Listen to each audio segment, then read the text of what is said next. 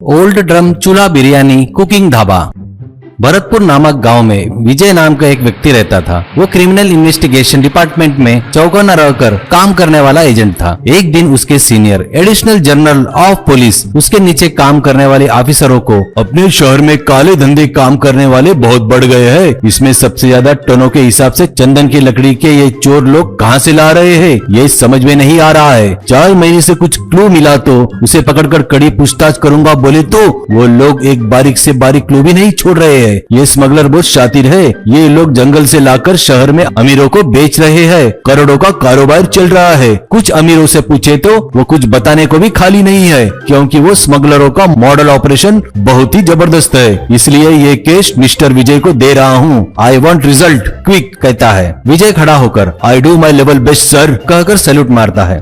विजय के घर पहुँचते ही उसकी माँ, अरे विजय, दीदी, जीजाजी और मुन्नी आए हैं, कहती है।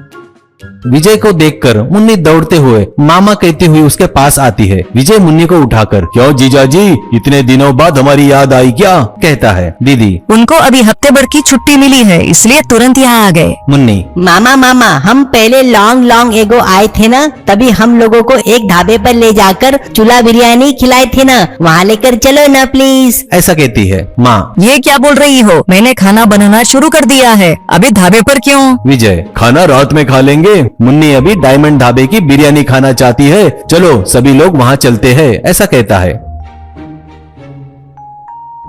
ढाबे पर पहुँचते ही दीदी, क्या बात है विजय, इतनी अच्छी खुशबू आ रही है अंदर से, पिछली बार आए थे तब ऐसा नहीं था। विजय, पता नहीं दीदी, कहता है।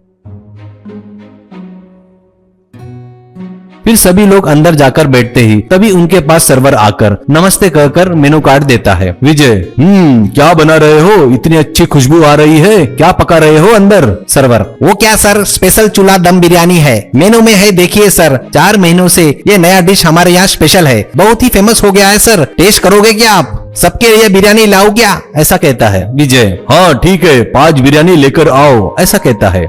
बिरयानी आते तक वो बातें कर रहे थे।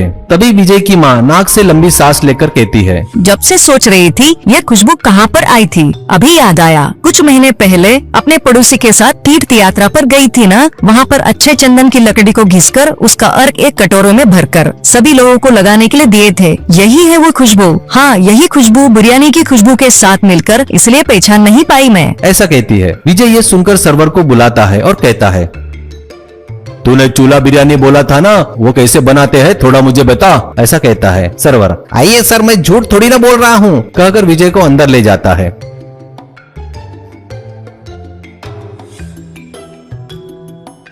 वहाँ ओल्ड ड्रम चूल्हे में बिरयानी पक रहा था। ड्रम के नीचे गैस के बजाय 2 फुट के कटे हुए लकड़ी जल रही थी, इससे ड्रम गर्म हो रहा था। जैसे ही विजय उस ड्रम के नजदीक जाकर खड़ा होता है तो खुशबू और बढ़ जाती है। विजय, माँ ने बताया जैसे चंदन की लकड़ी लग रही है ये, इसलिए ये सुगंध जलती हुई लकड़ी से निकल रही है और इससे इतनी सुंदर खुशबू आ रही है।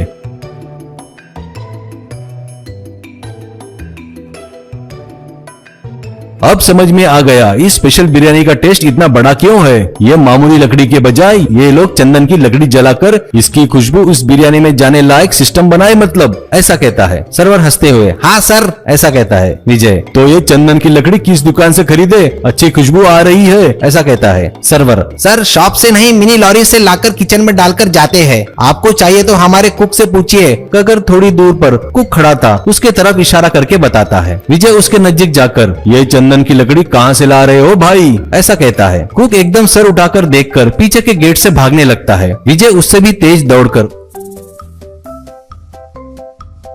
उसे पकड़कर, बता रे, ये चंदन की लकड़ी लॉरी से सप्लाई करने वाला स्मगलर कौन है? पूछने पर वो सब कुछ बता देता है।